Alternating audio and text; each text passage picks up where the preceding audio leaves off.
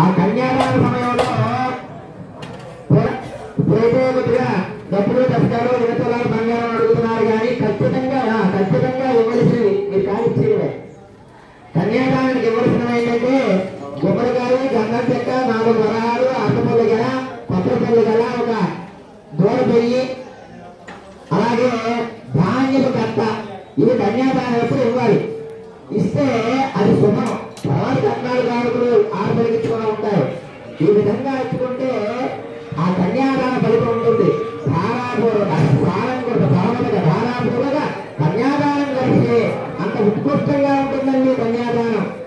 మన పిల్లలు చూడడానికి వెళ్ళినప్పుడు అటేడు తరాలు చూడమని చెప్తారు. నాయన అయిపోయా ఆ పేరు కింద పెట్టేసి పక్కన పెట్టేయండి.